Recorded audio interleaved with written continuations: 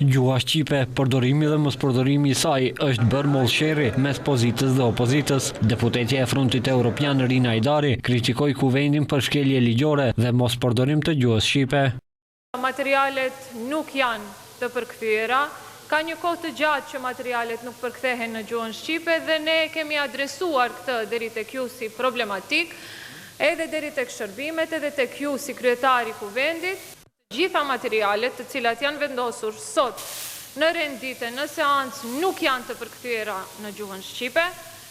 Të gjitha materialet të na dorëzohen neve si deputet që të mundemi për të njëjtat të diskutojmë. Hajdari i reagoi kryetari i kuvendit Afrim Gashi. Gjitha materialet janë të përkthyera në gjuhën shqipe. Gjitha materialet janë të përkthyera në gjuhën shqipe.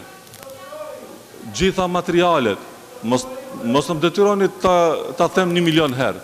Kritik për Shqipen dhe mospërdorimin e saj drejt kryeparlamentarit Gashi kishte edhe deputeti tjetër opozitar Riaz Shaqiri. Materialet që vijnë prej qeverisë duhet të jenë domethënë në mënyrë të thuktë, precize, të shkruar në gjuhën shqipe.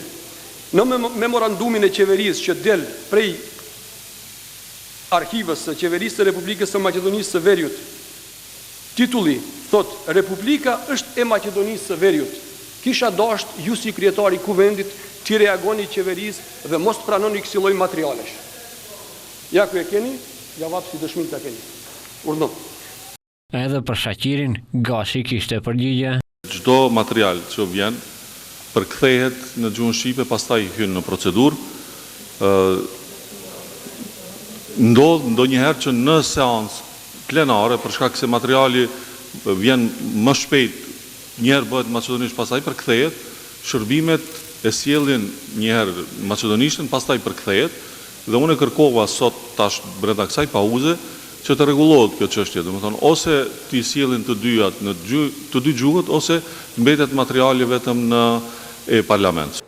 Kjo nuk është hera e parë që deputetët shqiptar pjesë të opozitës kritikojnë pushtetin për mospërdorim të ligjit të gjuhëve, respektivisht për mospërdorim të gjuhës shqipe.